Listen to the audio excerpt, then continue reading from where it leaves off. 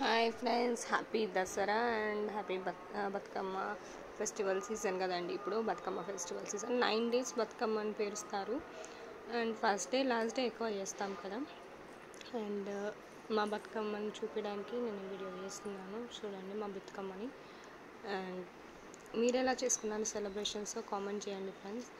And నేనైతే పేర్చలేదు, నాకు పేర్చడానికి రాదు సరిగ్గా, మా అత్తమ్మ పేర్చింది. జస్ట్ నేను చూపిస్తున్నాను అంతే.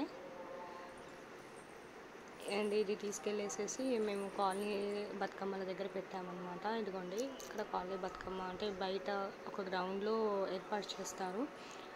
గ్రౌండ్లో ఏర్పాటు చేసేస్తే ఇక్కడ మేము సెలబ్రేషన్ కోసమని ఇక్కడ వచ్చి తీసుకొచ్చి పెట్టేసాము. అండ్ తర్వాత డ్యాన్స్ కూడా ఇక్కడే, అన్ని బతుకమ్మ పాటలు పెట్టుకొని డ్యాన్స్ కూడా ఇక్కడే చేసేస్తాము.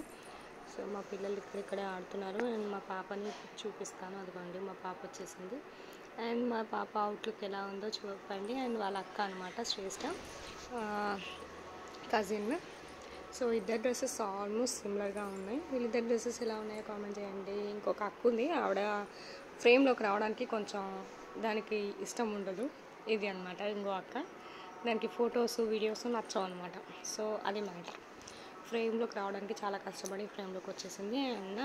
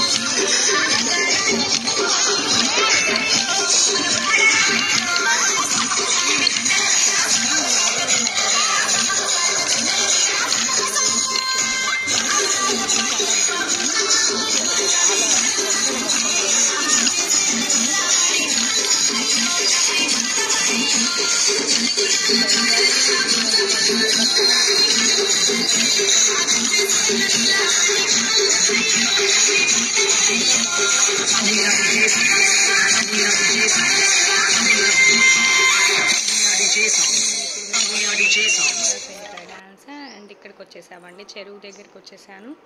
సో చూడండి, మీకు చెప్పినట్టే ఎన్ని వందల బతుకమ్మలు అప్పటికే మేము వెళ్ళేటప్పటికి మేము వెళ్ళేది 10 to 10:30 అయిందండి వెళ్ళే వరకు. సో వెళ్ళే వరకే అప్పటికి ఆల్మోస్ట్ చాలా వరకు బతుకమ్మలు వచ్చాయి, కంప్లీట్ కూడా అయిపోయాయి.